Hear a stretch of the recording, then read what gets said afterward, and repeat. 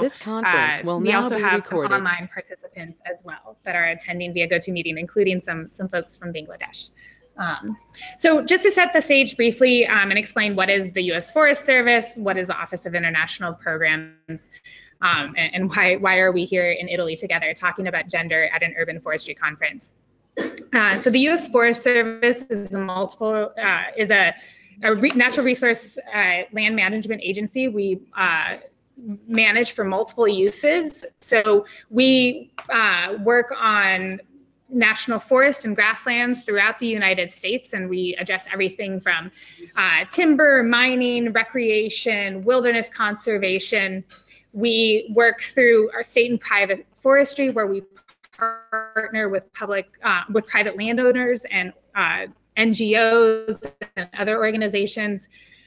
We're the largest forestry research institution in the world, and so we conduct research on everything from, the silviculture of forestry scientists to social science as well.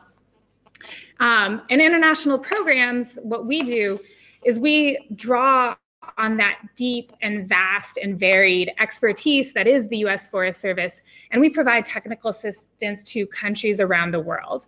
And so we, take our silviculturists, our wildlife biologists, our social scientists, and we go abroad and work in over 100 countries on a wide range of topics, including urban forestry. It's not just a one-way exchange, though. When we send our Forest Service experts abroad, they learn from our partners there and take back those best practices and lessons learned and apply them back home in the U.S. We also work on policy at an international level and facilitate exchanges where we bring people from other countries to the U.S. to sit and work on an international forest. And in doing all of that, we try to incorporate or think about gender in all of our programming. And that goes beyond just trying to make sure that we have an equal number of women and men participants in a workshop. We're trying to really look and address at some of the structural or institutional or psychological barriers that exist to allowing women to participate fully and equally in natural resource fields, which people tend to think of them as a more masculine field. So just to give you a really brief example, in Mexico, and my colleague from Mexico, Rosana Landa, is going to talk in more depth about it. But we're looking at increasing the number of women in wildland firefighters in America and understanding, is it really that they don't want to be firefighters, or are there barriers that impede their ability to enter that field?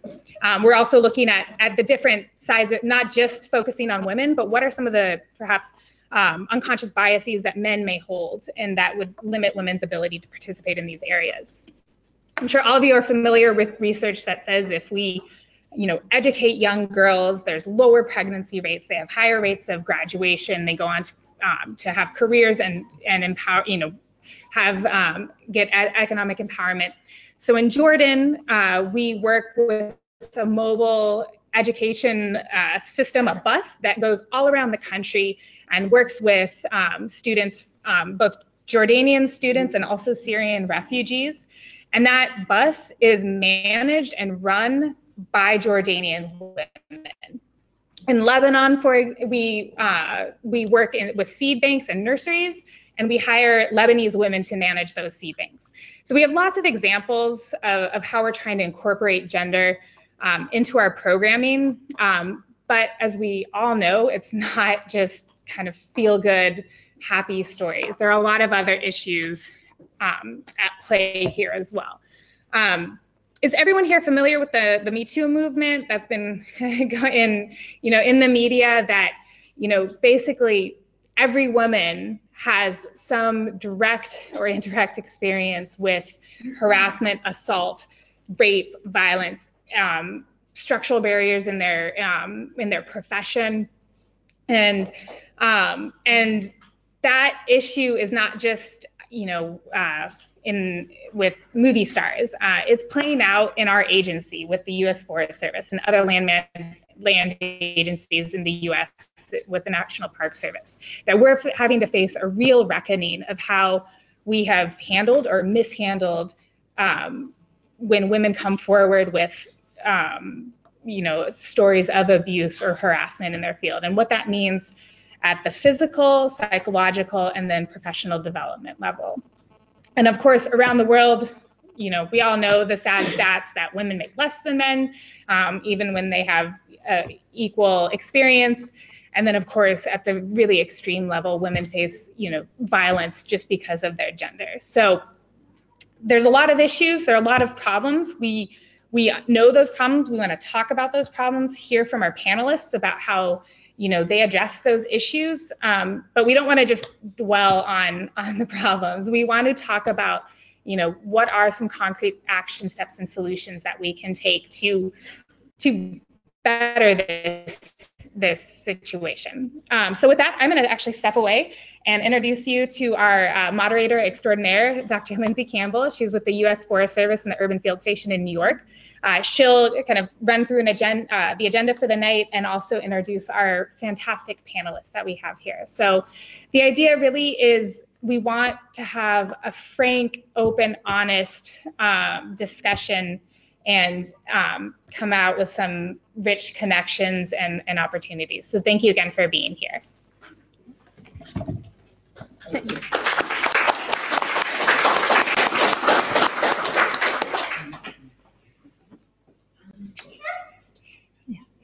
So thanks for that introduction and setting the stage. As Rachel said, I'm Lindsay Campbell. I'm a research social scientist with the U.S. Forest Service.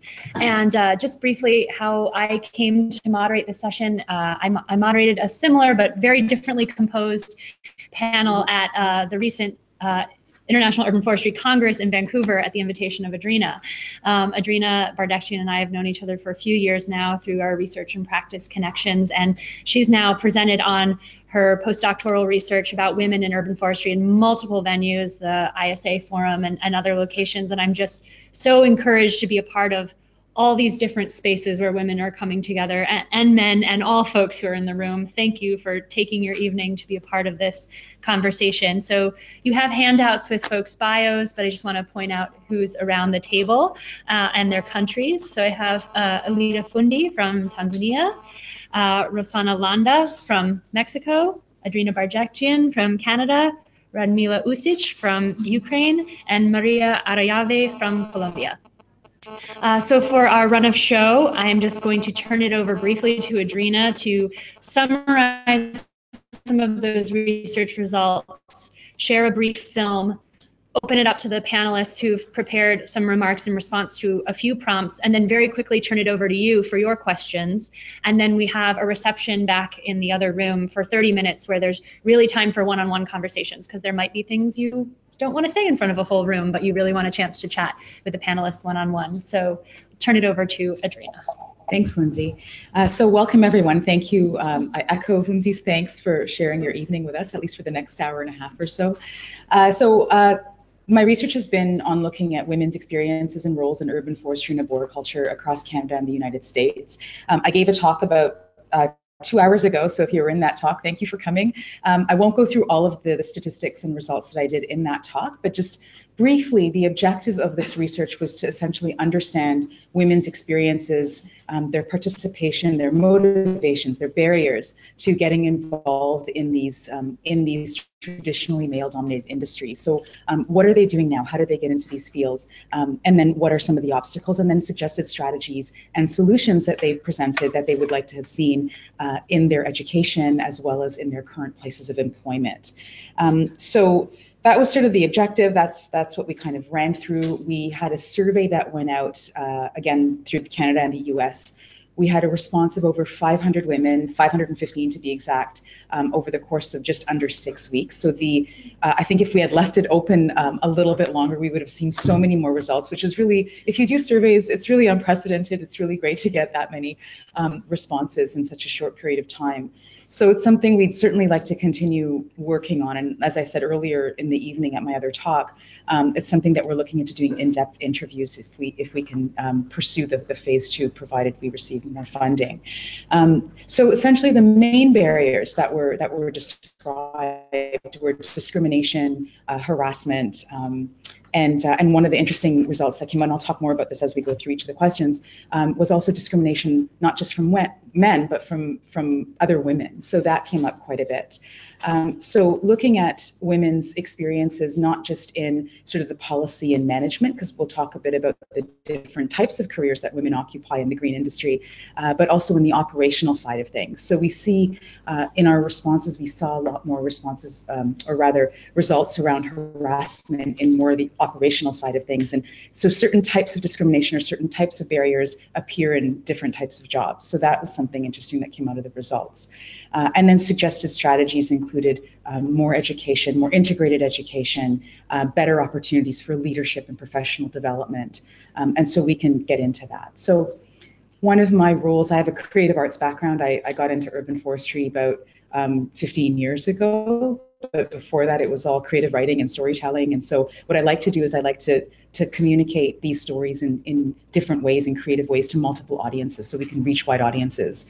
And so one of the things I found in this study is that there's this need to make people aware of the different types of career options when they're younger, to sort of get interested in urban forestry or arboricultural issues. So there was this lack of awareness about the various options.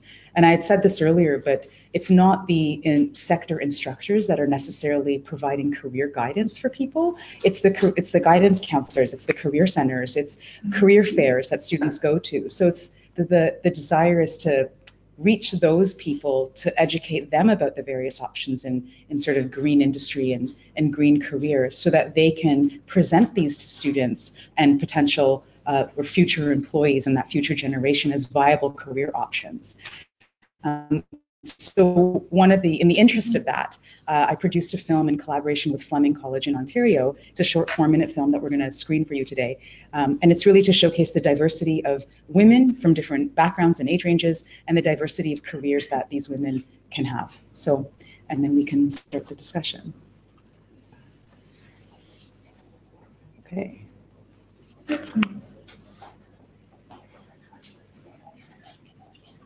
Let me see this. Does this have volume? Does it have volume? Volume.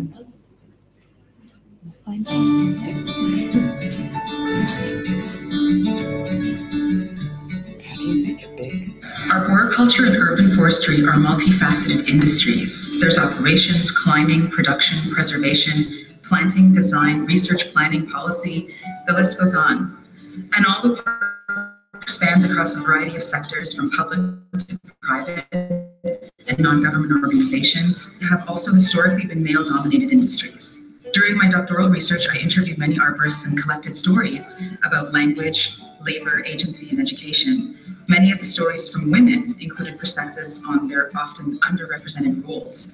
Stories also surfaced that just didn't sit well with me, including tales of being sexualized, disrespected by clients and colleagues, and a series of other gender biases. Women voiced the common observation that they needed to work harder to prove themselves, whereas male ability was assumed. As the industries grow and evolve, and as biases are deconstructed in both research and practice, there are a diversity of women who now contribute to these fields in a variety of ways. And I believe that women's work should be represented, communicated, and celebrated. Whoa, whoa, whoa, whoa, whoa, whoa, whoa.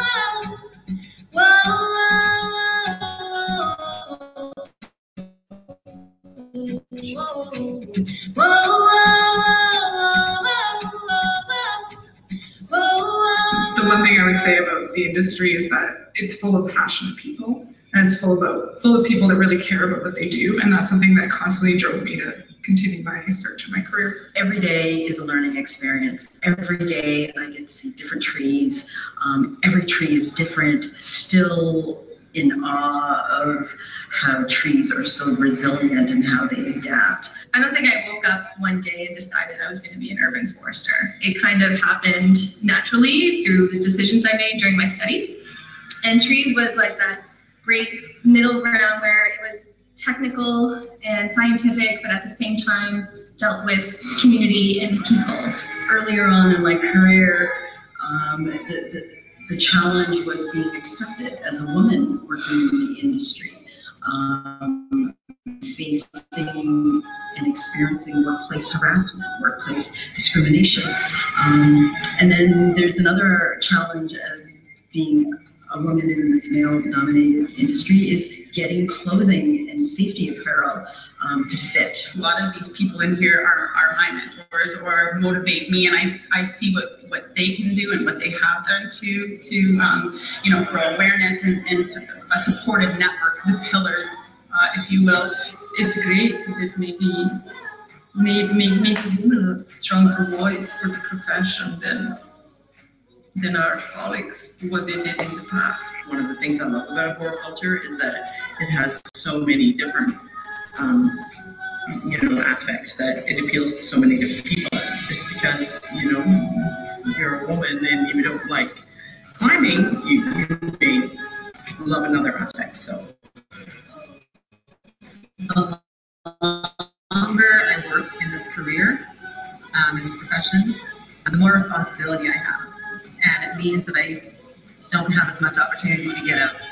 So trying to find the time to get out and to enjoy nature is challenging. And so it would be nice if some of us who end up having jobs where we're doing more work inside have a really good excuse and an opportunity to get out. I think that showing that there's different types of fields, different types of faces, different types of women is really important, because you always want to be able to see yourself somewhere and look at a video and say, oh, that could be me.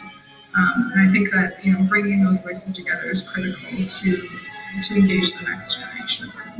My all-time favorite tree would be the New Zealand Christmas tree, which is the Putukawa tree. Red oaks. That was the first tree I climbed when I was being tested in this field. White oak in Canada, Quercus, it's beautiful. It lives long. It tells you the story of this land. White oak. Because you think, the things that these trees have seen. In northern Mantova, it has big hard leaves, winding branches, and got those really large bean-like pods. So my favorite tree is a yellow birch.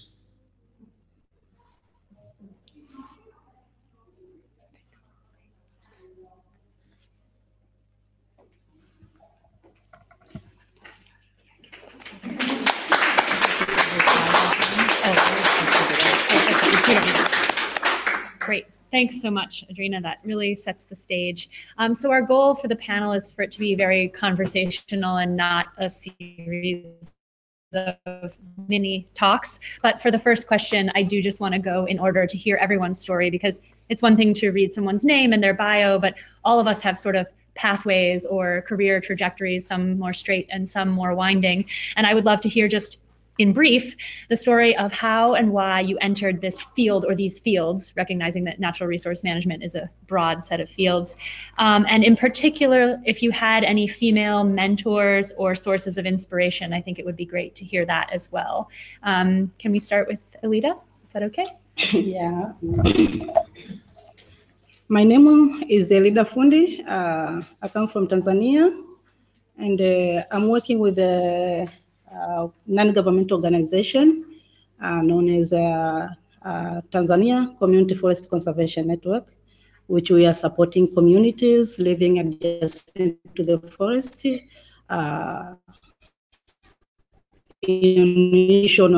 advocacy on supporting the environment for communities to benefit from sustainable utilization of their natural resources, communication, and building their capacity.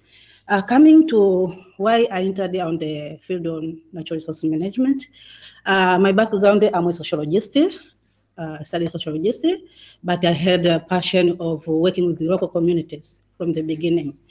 And I was employed to the non-governmental organization working on natural resources. So there I started to develop my passion of working with the local community, at the same time on natural resource management, because I came to realize that improvement of local community depend much on natural resources, especially in our countries, on developing countries like Tanzania. So I started developing my passion, and from there I have been working in natural resource management. Thank you. Great. Rosana? Hi, I am Rosana Landa. I come from Mexico City, and I grew up in a neighborhood without trees. My sisters and my brothers and I played outside in the streets and in the sidewalks without trees. But I was really fortunate to go as an exchange student to the United States, and I came to the opposite. When I came to a rural area with a lot of open space, and since then I fell in love with nature. And I always had it in the back of my mind that I wanted to study something to do with nature. Although when I came to study, I'm pretty old, there was anything like that in Mexico. So I studied agriculture, engineering, but all the time I was thinking about nature. So at the end, I came to work with nature, with urban trees, and I did my master's degree in landscape ecology. So that's how I came. And of course, my source of inspiration is my mother. My mother was widowed when we were little children, and we were 6. And she was always a very tough woman, and she had everything she wanted in the professional aspect. She's a chemical engineer. So she also worked in a man's world. So I had a very good role to look up to. Thank you. Adrina? Yeah. So I'm Adrina, and I'm from Canada. I live in Montreal, Canada, and originally from Toronto.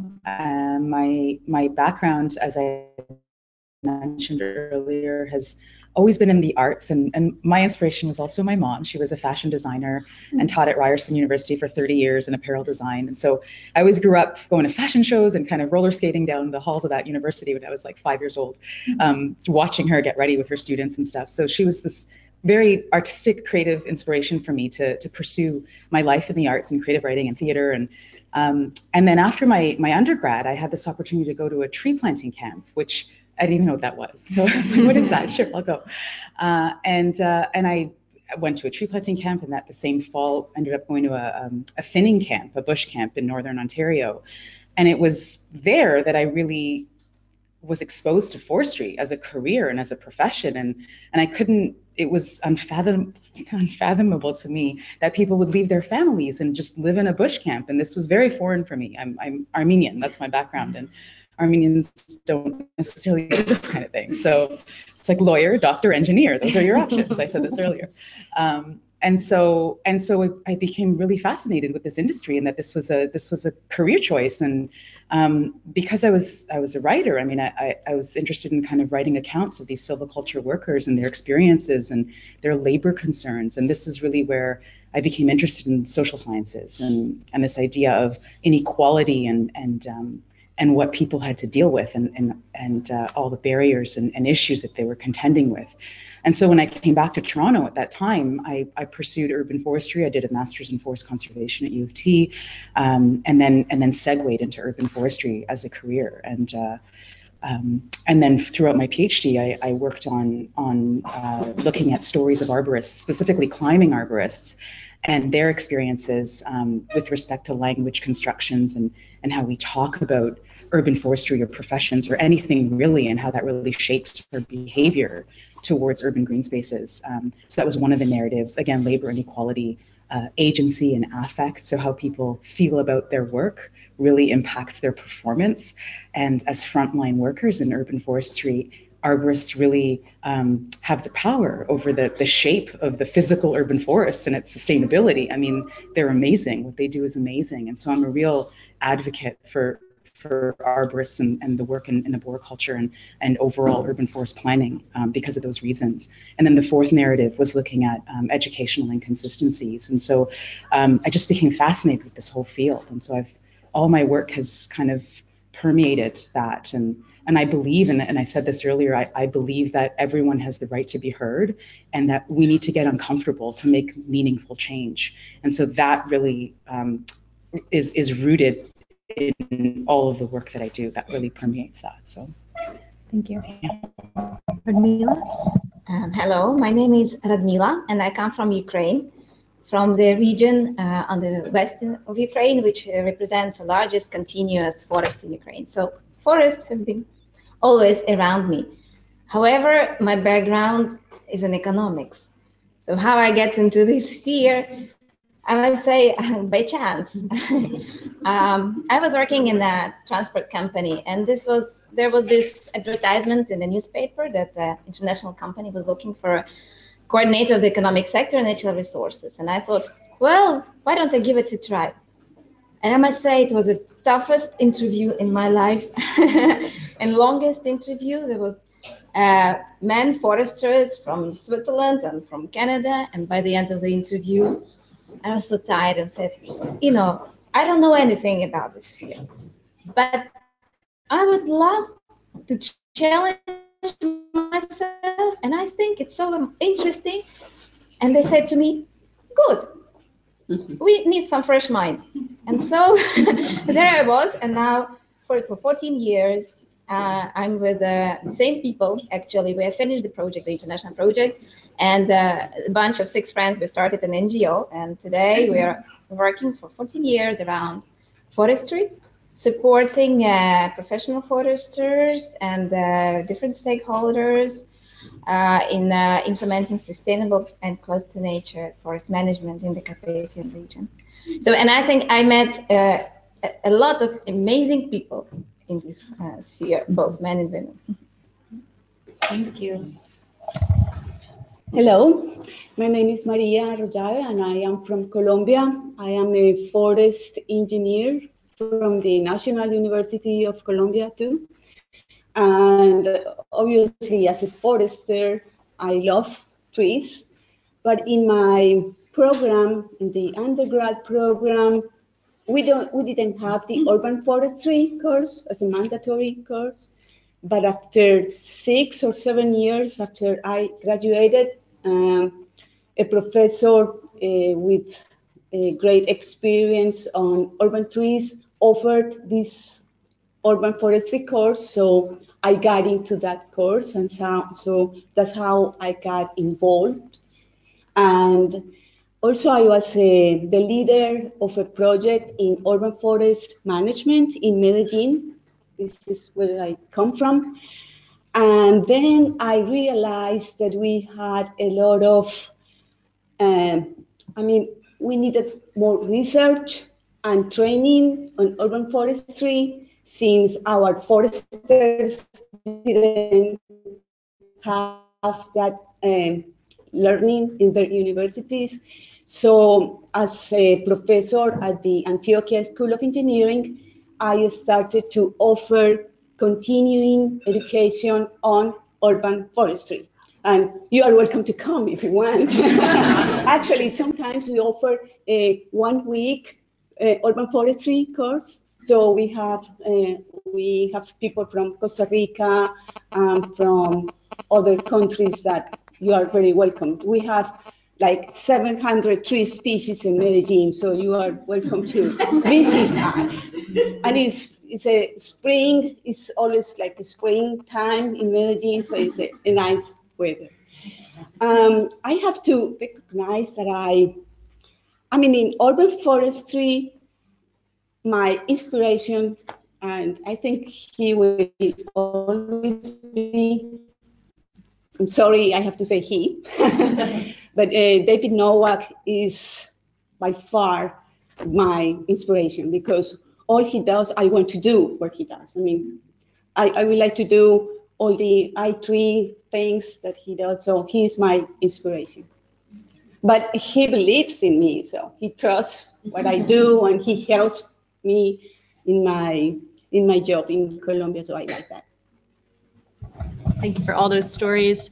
And Rachel encouraged me not to be a passive moderator, but to interject, so I will. I won't share my whole winding path, but I was just interested to hear two people on the panel invoke their mother as a source of inspiration. She definitely inspired me. I grew up across from a 40-acre park, and my mom started a community theater festival in that park, and it was a very struggling small town that didn't have really anything going on.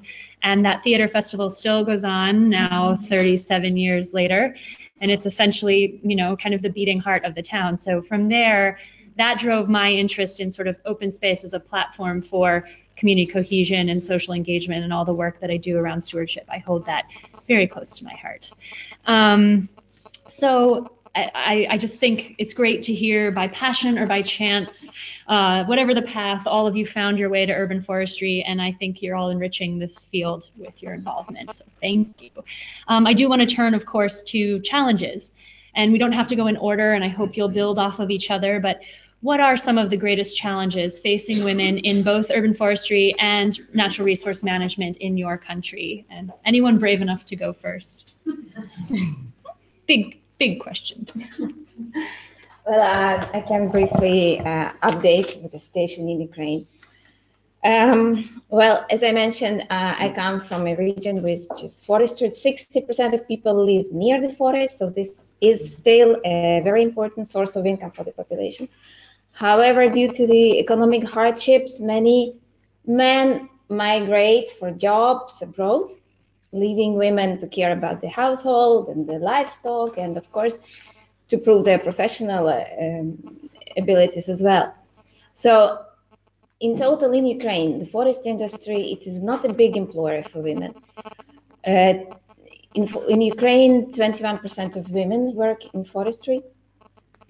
And usually or traditionally they are around accounting and economic functions, collecting non-timber forest products, nurseries, so you know that. Men, they mostly do technical calculations, are engaged in construction, forest roads, aquatic diseases, and harvesting and logging operations. So in view of all that, the ugly truth is the men are, of course, in higher paid positions, and statistics tells us that women get paid 15% less than men. And I even didn't talk about the control functions. So who manages the forest, okay? Who makes these important decisions about the environment? Well, if you're a woman, it's probably not you.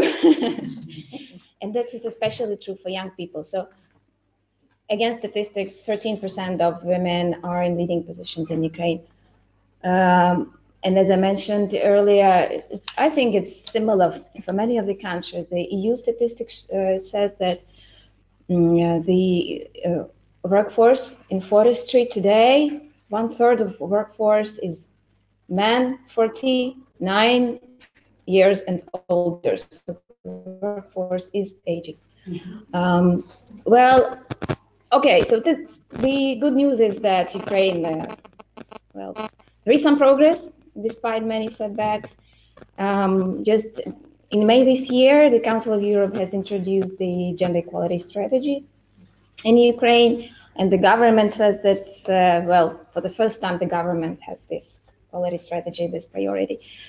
Well, also as an illustration, 2 years ago, we had a female head of forest agency appointed, which is a head of forest, it's like a minister, forest minister, which is a great step.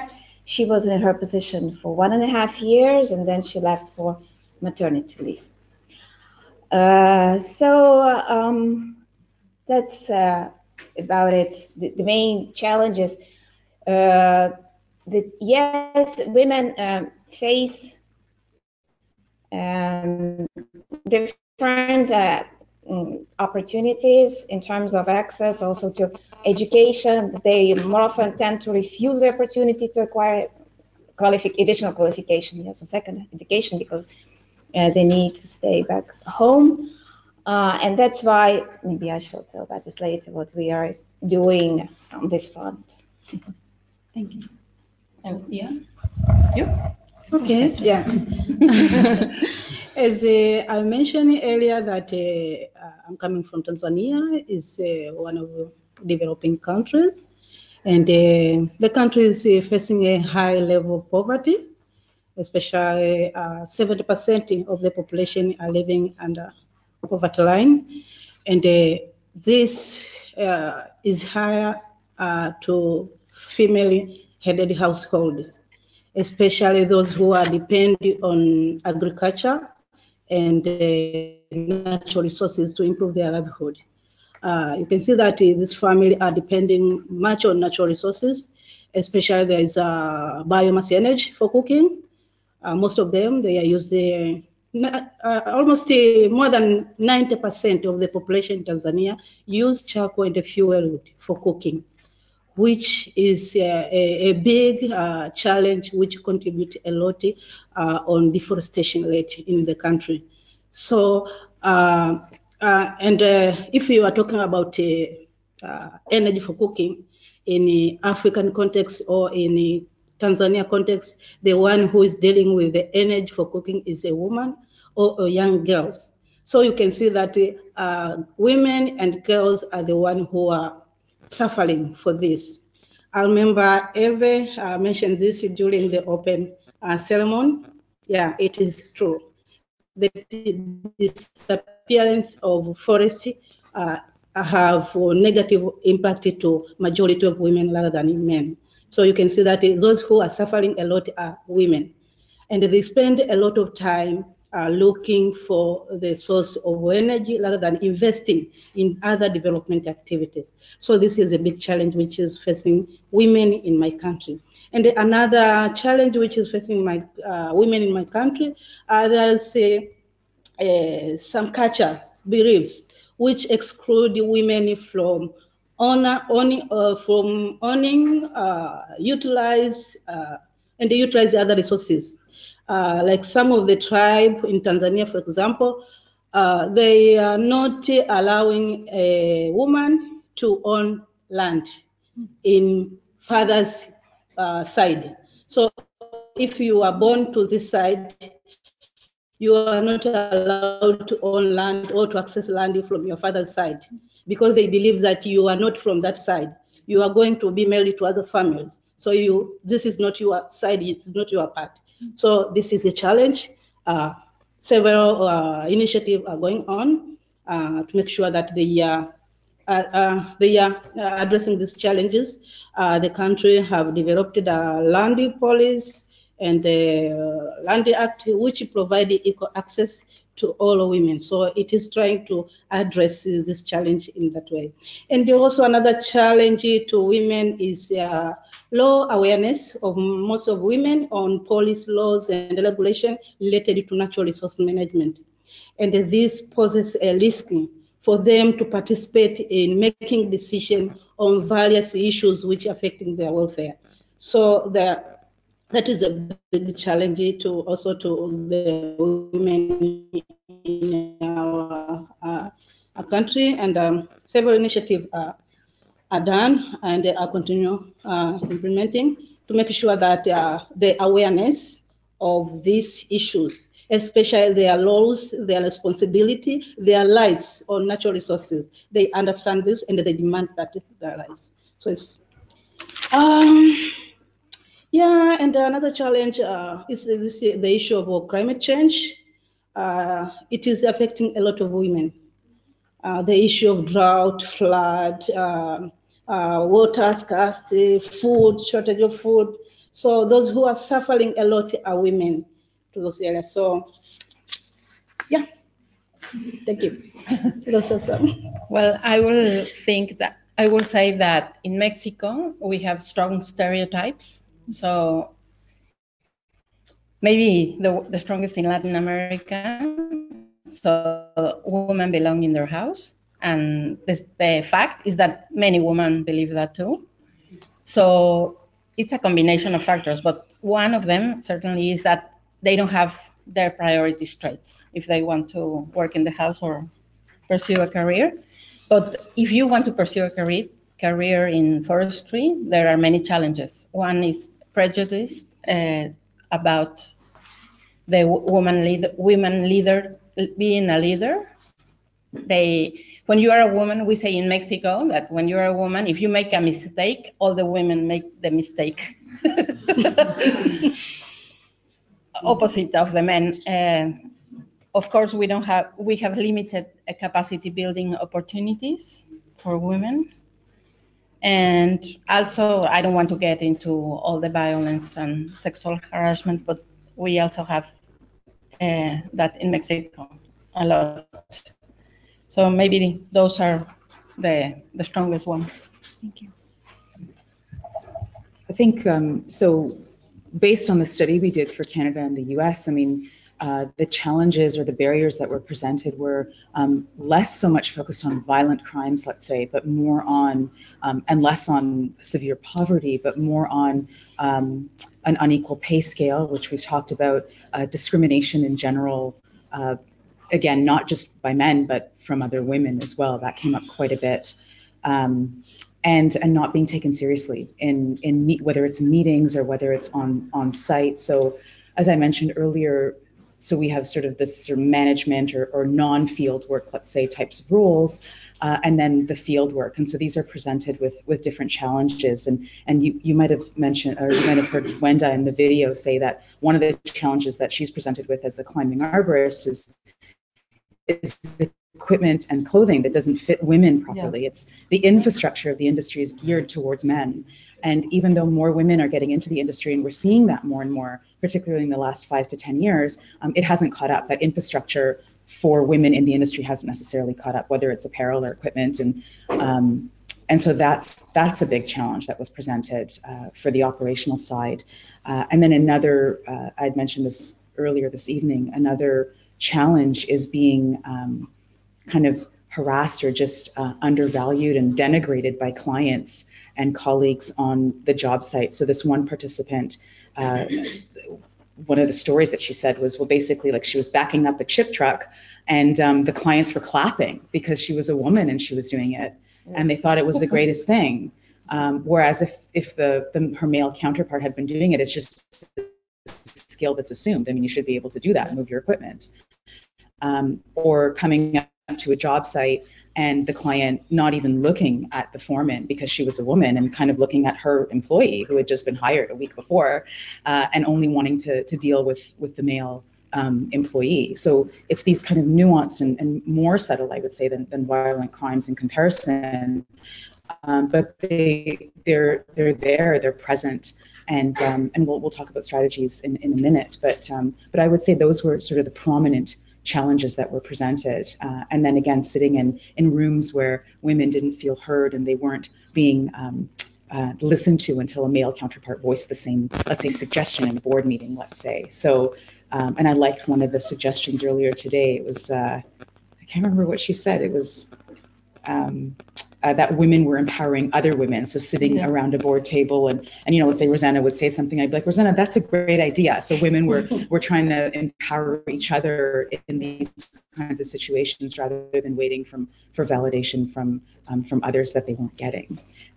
So in terms of operations, and then the other big challenge is the lack of awareness in the different options available. I think that's really important to note, and I think we can start building on raising that awareness of the industries in different ways, in creative ways, to different audiences. So even though your message is the same, I think being able to strategically frame those messages to the various audiences is really important.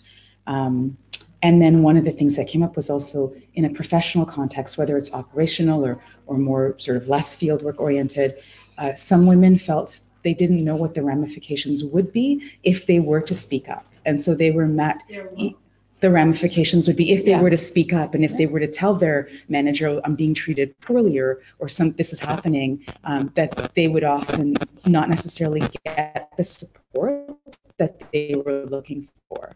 And so being able to find avenues to support that aspect of it, to show that women should be okay and comfortable to speak up so that they're not scared of speaking up or worried about their employment, let's say, if they do so. I think that was a challenge that's also present.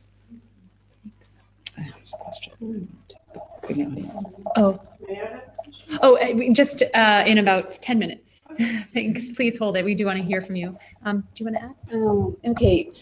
when I was invited to this panel, I didn't think that we had this discrimination against women in urban forestry.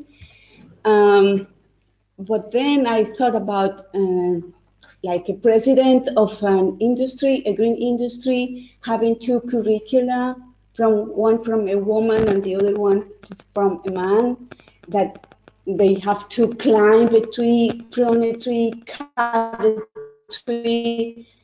For sure, he's going to, or she is going to hire the man. I mean, or the women will have to show that she can do it, okay, that she can make it. So she has to make a biggest effort to show to this person that she really can make it, right? But that works from my point of view for hard physical work. I mean, for those activities that you have to use your force. I mean, in general, men are, yeah, okay, they get stronger. And so I think that will be discrimination against them. But if you are an urban forest manager, I don't think that you will have this discrimination against. So it's for a physical hard work, I would say. That's what I think. So the main challenge for women that would like to pursue those more technical activities, I think that they will have to do a double effort to convince people that they can really make it. Yeah, and just to echo that, and I think you're right, Maria. I think, and that was one of the results that came out of our study, was women felt they had to constantly prove themselves more than men, particularly the operational end of things, not just to their own colleagues and managers, but to clients as well. So that's a good point.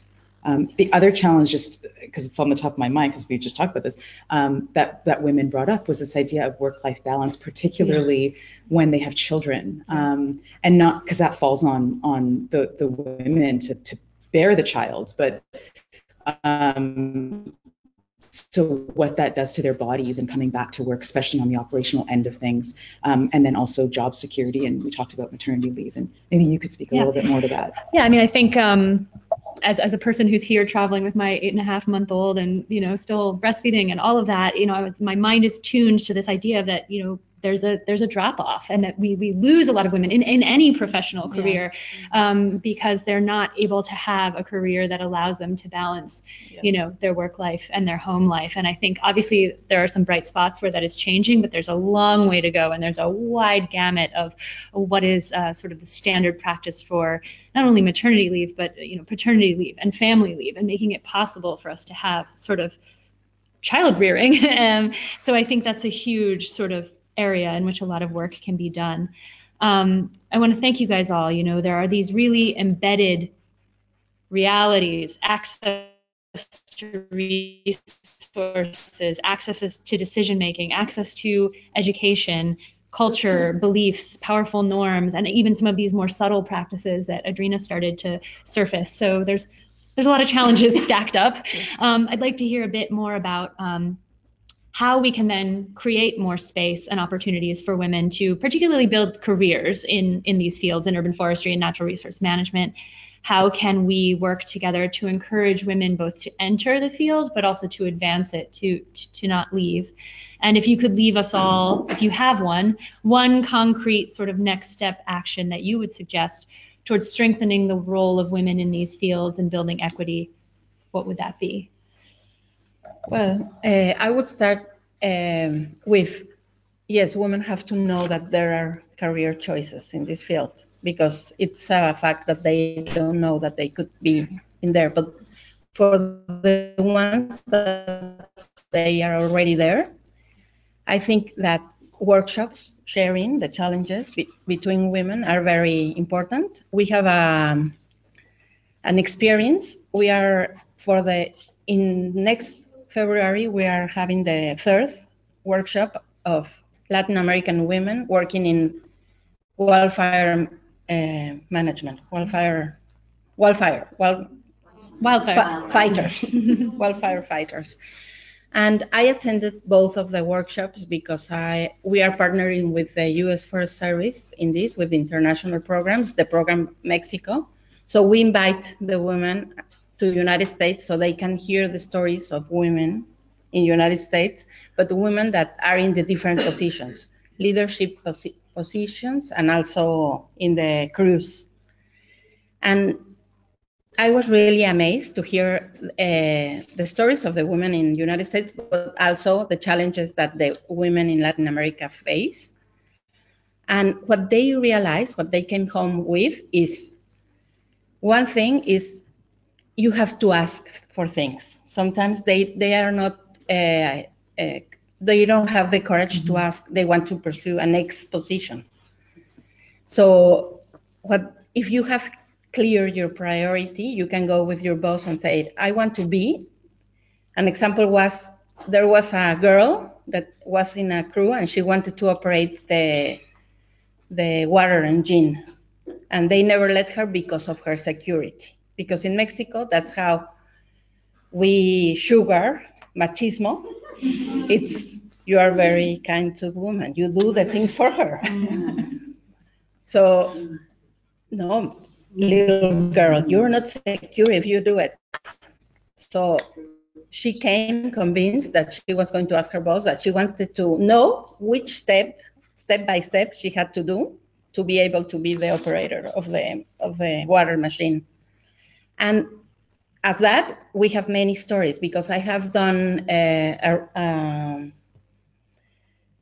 how do you say, encuesta? A survey of the attendants, how they change, what they change in their lives after going to these workshops. And many of them have done wonderful things. For example, last week, there was the first all-woman fire training course given by women that were already in that.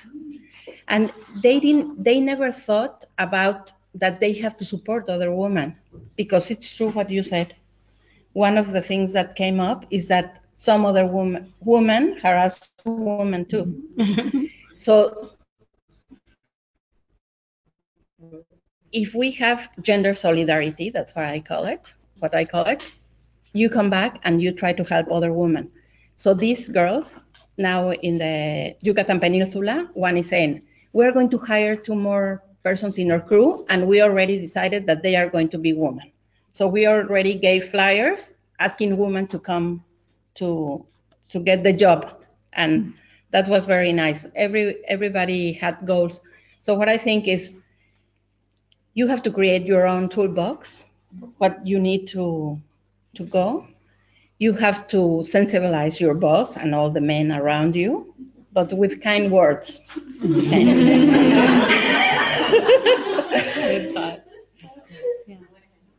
And have your priorities straight. I think that's one thing. Yeah, for me, in order to create space, I think there's a need of establishing the national and international forums, which will promote the dialogue on policy directions, identifying challenges which facing women, and identify existing opportunity, which will promote women to engage more in natural resource management, in urban forestry, and they also propose key practical solution on how to address these challenges. So, and I think there's also a need of continue building the capacity of women in different issues, because as we have heard from the discussion, majority of women have low awareness on various issues, especially on natural resource management, on urban forest. So we have to continue building their capacity so that they can understand their roles, their responsibility, their rights, and they know how to demand their rights. So this one is.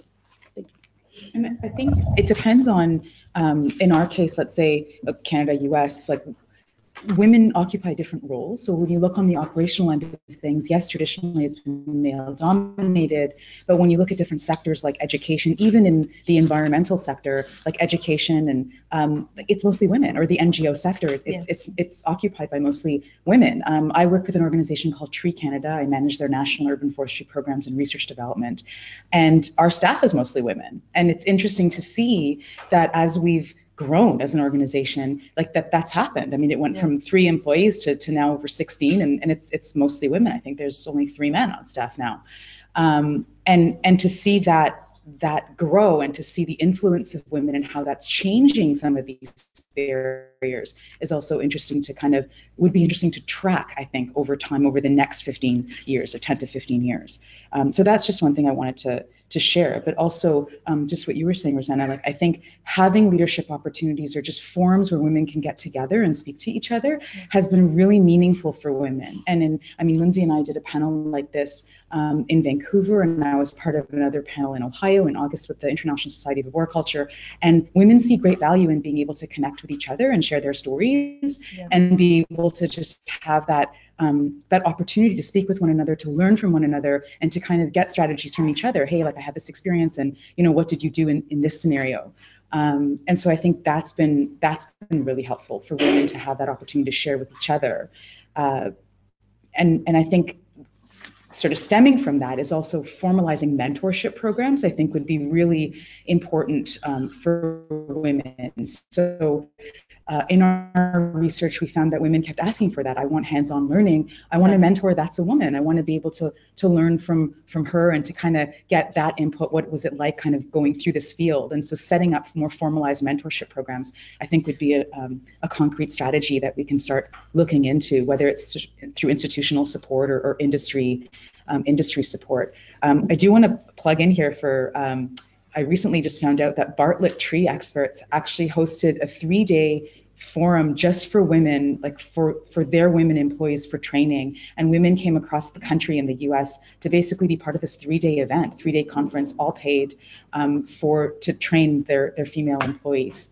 So I think that if more industry partners did things like this, it would really make waves in how women feel supported in their workplaces. Well, to add to this, indeed, building a forestry workforce is a part of this big challenge to build the professional workforce for men and for women. Indeed, there are different possibilities for women and men in using, for example, equipment. The use of outdated logging equipment and hard working conditions, yes, it's hard for women. Consequently, use of GIS, modern automated machines. This all brings women in new possibilities and new opportunities. And so we are really embracing this innovation and change. And for all of you who work for so long in this field, you know that future is with innovation and with the new technologies. So it's so encouraging now to see many more women and girls who enroll in the universities in various natural resource related occupations, and there are plenty of them, like biologists, environmentalists, outreach specialists, community engagement specialists. So indeed, forestry and natural resource sector is provides excellent career opportunities. And so yes, in the Ukraine situation is now slightly better, and we were very fortunate to be supported by the U.S. Forest Service, and one of the projects which directly aims, it's called Skilled Foresters, Better Forest. So we were fortunate to enrich university courses with the new disciplines or close to nature silviculture embedded in the new courses. And well, coming back to recommendation, well, personally, from what I experienced and deeply in my heart, what I can recommend is to learn. Because education and learning and the continuous growing is the only leverage, okay? You have to know your stuff. You have to be confident, be on the top of the news, top of your toes if you want. Be confident, because I experienced a lot when I was sitting, around the table. Like you mentioned, we need the voices of women in the boarding rooms, negotiation tables. And when I was talking to a senior position forester, was looking at me like, who you are and what are you thinking? Because we are working as NGO in a sphere that we sometimes offer not very convenient solutions, or unwanted, let's say, or maybe not so comfortable. For example, offering some participatory forest management practices. What? Or cluster analysis of forest sector. Why do I need the new data? So we have to be confident. You have to know your stuff. If you don't know, go and learn. So that's the young thing. Sure. Yeah. I guess I don't have anything else to say. I completely agree. I think that the education is the key to overcome those problems that women can have with the urban forestry. So you did a great job with all the recommendations. And I think just to close on sort of that education thought, I think communicating, we wear a lot of hats. Like everyone at this table wears a lot of hats. Like we don't just self-identify by our job title or by one thing, right? So you can be a land use planner or an urban forester, an arborist, but you're also a woman, a mother, a sister, an artist, a writer. Like there's so many ways in which we self-identify at any given minute, in any given day, in any given year, depending on where you are in your life. And I think being able to find frameworks and various ways to say those messages and communicate those messages so that you can reach multiple groups or even similar groups on different levels, I think is really important. And I think that really plays into the way we educate people and raise awareness and engage people in these conversations that we want to have. Great. Well, I want to open it up to the audience. You've all been listening so attentively, very late in the day. We have a good 25 minutes before we can break for the cocktails, right? And snacks. So you had wanted to pose a question earlier, not to put you on the spot, but you want to open it? Thank you very much. I actually have a lot of questions, but my first question is, maybe I missed it during your talk, but did you actually also look at the male perspective on how they treat women in this sector? In this study, we did not. No, it was geared towards understanding women's experiences. So no, we didn't separate that. Can I say something? In Mexico, sometimes men think that if we give opportunities to women for training, they say, why do you give the opportunity for her? Maybe there are 1,000 men that could have that opportunity before them. But I work in an NGO too, and since a couple of years ago or more, every time we give a training, we make sure there are a couple of women there. Of course, we cannot find sometimes women that want to be in the workshop, but I think we are very left behind, so we have to push women and give the opportunity first. So every workshop we fund, we tell our partners, we need spaces for women, and we have a couple of leadership trainings only for women too. And also, just to sort of address that a little bit further, I think, and we knew this from what we experienced in Vancouver, men versus women isn't the conversation we wanted to have, right? It's not about men versus women. I think most of the men that have been involved in these conversations have been really supportive. Yes. They're really engaged, and just from the responses we've received from the female participants, their colleagues have been very supportive and they help them. And when they see certain colleagues or clients behaving in a negative way, they'll be the first ones to step up and kind of say, hey, that's not appropriate behavior. So I think there is a lot of support from men in the industry for women to speak up about these issues that they're experiencing. That being said, I mean, we've had kind of mixed reactions. I mean, even to the film and just some of these conversations we've been having over the past year at these different panels, some men have gotten defensive. Like, oh, we don't don't want to have this conversation, or why are you excluding men? And the response to that is that we're not excluding men. I mean, there are men in this audience right here, and there were men today at the talk, and men want to be part of these conversations. On the other hand, in conversations with women, there are some topics that might come up about, again, sort of the parenting, or, child rearing, or, menopause, or, I had one quote up earlier in my slide deck, which was, changing a tampon in the back of a chip truck. I mean, when you think about what would the response be to that, and how would men feel like they could contribute to that conversation about childbirth and, bodies changing, and so I think that's part of that as well. There are some topics that women just feel more comfortable talking about with just women.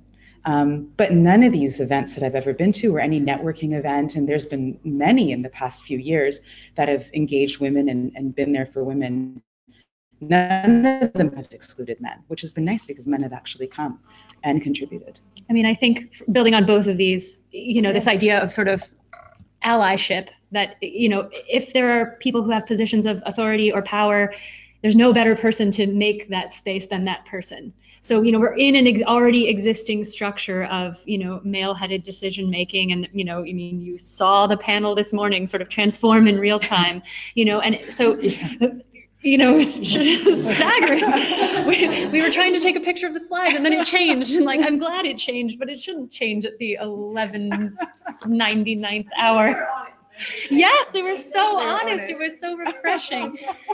It was refreshingly honest, but there's no better person to sort of make that space than the people that are sort of already at the table to say, well, we do need some other perspectives here. And this panel's focusing on gender, but if we're broadening it to a more intersectional view, there are so many dimensions of diversity to consider, not constructing all white panels, thinking about the youth voice. I mean, I think there's many sort of rings that we can go into this, but there is a real powerful sort of leading role for men to sort of help make that space as a starting point. I think many of us, it was shocking this morning. It was, and very discouraging in the same way. So do you feel like we're making progress if one of the easiest things we could do is have a mixed panel, and somehow that doesn't even occur to the organizers? I'm not criticizing the organizers exactly. I am actually, but are we making progress? And if we're not making progress, how can we make more progress, at least in the things that are easier to do? I think yes, progress is being made. I think it's when it doesn't feel tokenized. I think that's when you're like, oh, we have this, in this case, the panel up there, and let's throw a couple of women up there, but they're not necessarily. I mean, it was clearly an afterthought, right? Or it was wow. So I think if it doesn't feel tokenized, if it's really if you're having experts on a panel, let's say, or if you're putting together a group of people and you're curating a team or whatever it is, if you feel like you value those people's decisions because they're people, not because they're men or women or youth or whatever it is, because they add value in their own right, then I think, yes, the progress is there. I think we'll see it more as we move forward when that becomes inherent, when it's not something that is an afterthought, or when it's not something that has to really actively be kind of curated and thought through, so that it's the way, it should just be the way it is, as opposed to the optics of something. So I think we are making progress, and I think I hope we'll see more. But yeah, so I think when it's not tokenized and it doesn't feel like it's just for the show, that's when we'll really see the progress, or that's when we'll really feel the progress. I'll just share one quick story in reflection to that. Whenever I convene panels or events or workshops, I try to bring different dimensions of diversity to mind. But with my colleagues in the audience, including David was a participant, we were organizing a panel at the American Association of Geographers, and I invited an African American woman practitioner from New Orleans, where the conference was located, to be on the panel, and she actually refused. She said, "I don't want to be a token person of color, the only one on your panel." And actually, I wanted her for her expertise as well as these dimensions of diversity. But I'm challenged with, how do we make that change? How do we break that cycle? It's like people of color underrepresented in that meeting writ large. It's a meeting of 10,000, white middle-aged geographers. So I was attempting an inroad, and she was, sort of further along to say, you haven't done enough work here. So I think we have a long road to travel. Mm-hmm. I think we need safe spaces that are women talking to women. We need side events. We need salons. We need workshops. But we also need it to become this sort of mainstreamed practice. And we have so far to go in that. And I found myself sort of at that crux where I was inviting someone in, and she said, it didn't feel sort of authentic to her. So.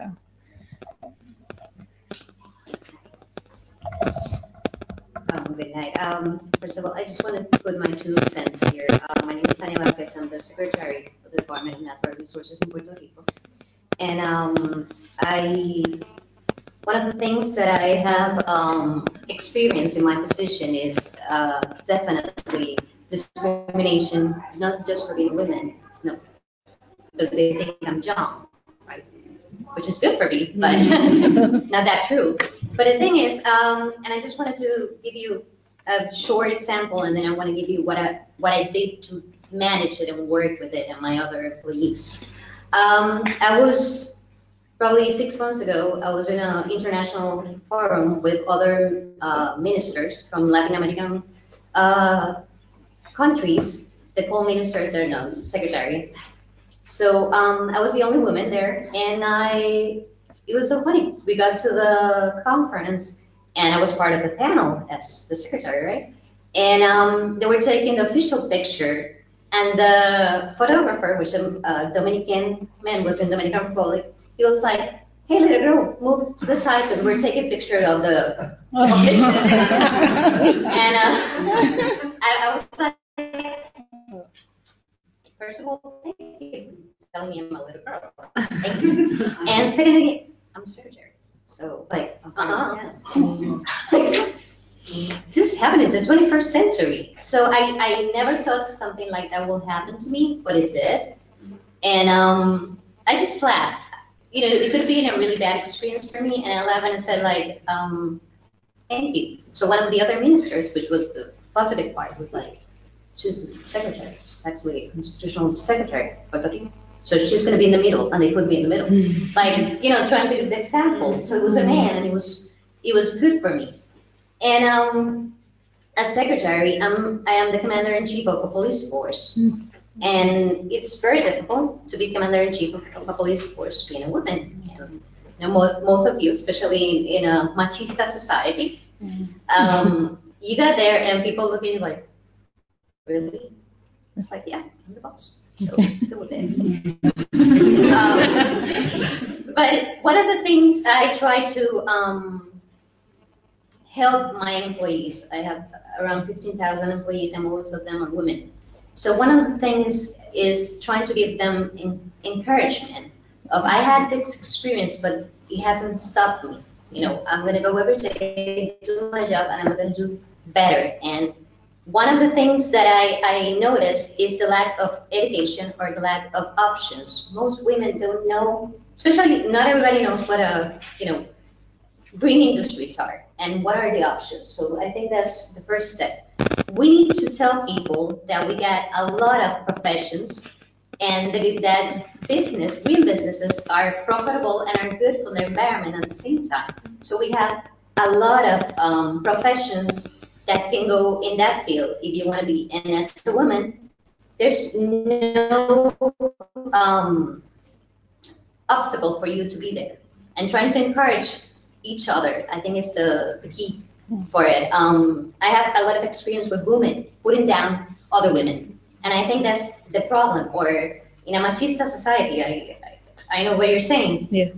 Mothers telling their daughter, you can't do that because it's a man's profession. Yes. So when we start actually changing that mentality, we're gonna have great results. And definitely, I agree with all of you. I think it was a great conference and a great panel, and I think we're on the right track. This is part of changing this mentality.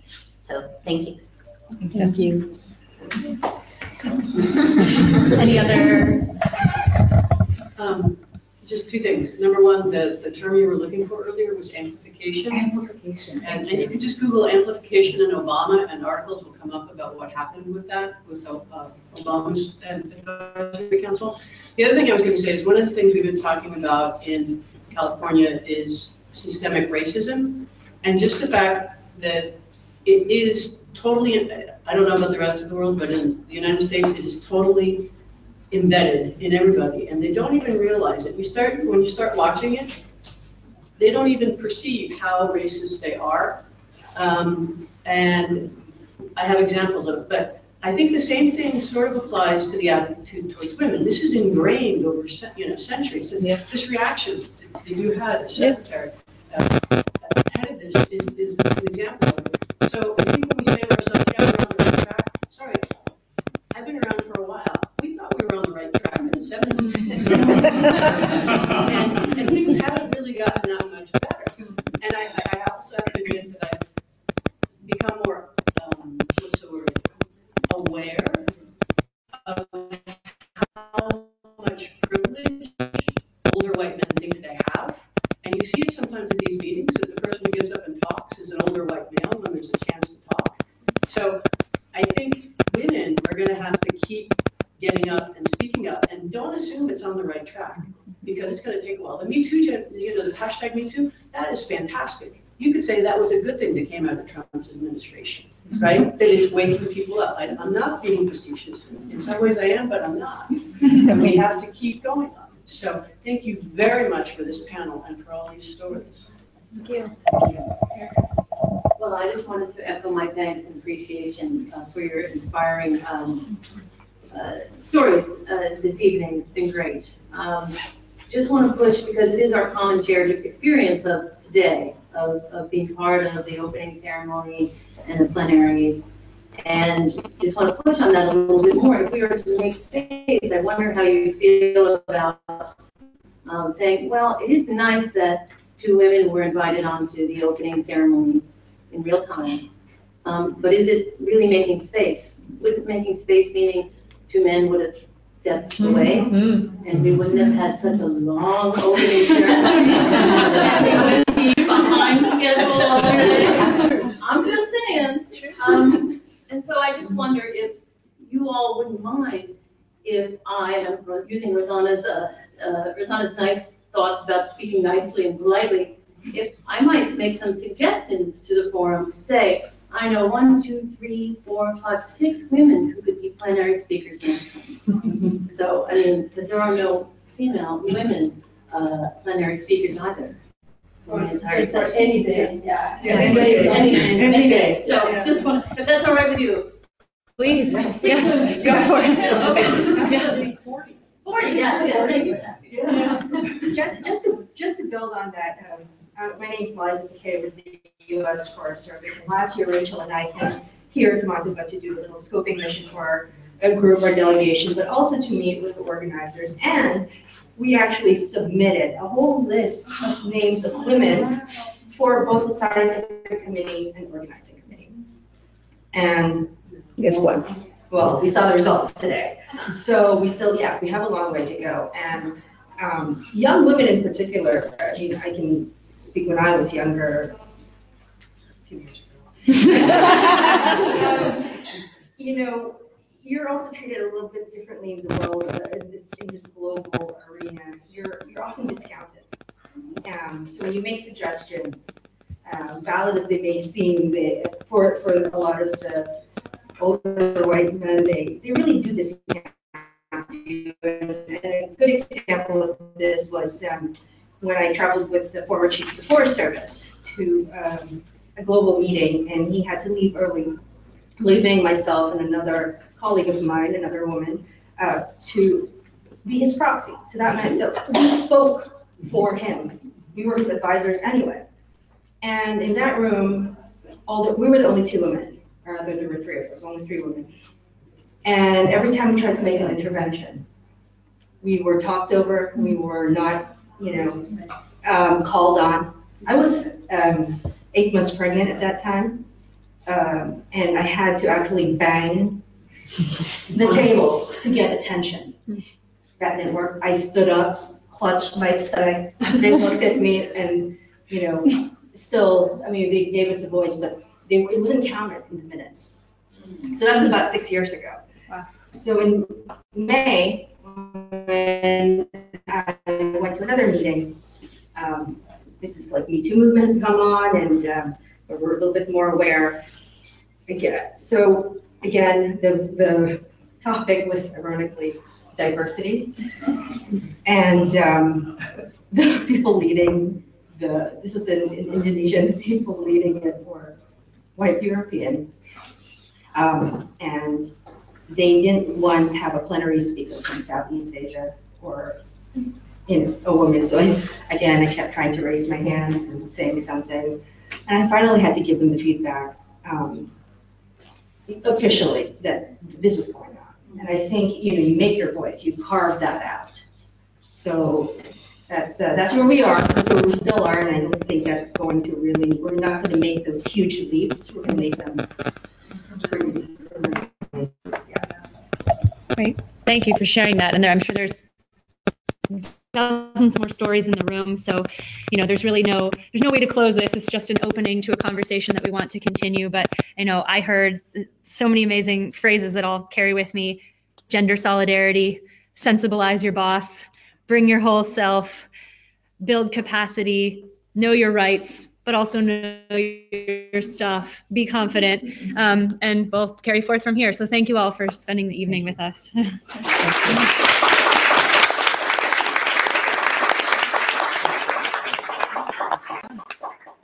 night is not over. We have some snacks in the bar area, so we encourage that we continue this conversation.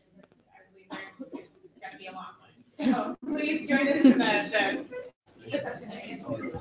Great, thank you. Thank you all. You did great. Yeah, you were wonderful. You were great. Thanks. You were great.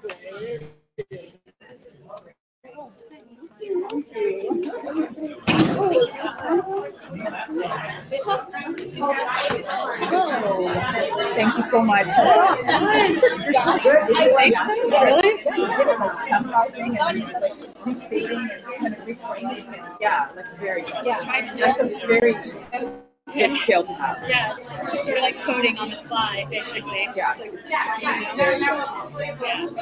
I felt like it was getting long. People were wanting to speak, but Like 1.5 hours is perfect. And now we can go into talk, having. Last night was a bit long, 2 hours. But they were less people, so they can. It's true. I know. And nobody was really interested. I mean, there wasn't half of it. we did well, guys. I love all the lessons that you have on your study. Thank you. Yeah, it's really, we're in the process of like writing up themselves and publishing. That's what I say. Thank you. Actually, I think we want to know where the bathroom is, how we are going to go to the bathroom, the middle of the forest. And being like, a lot of operations, it's like our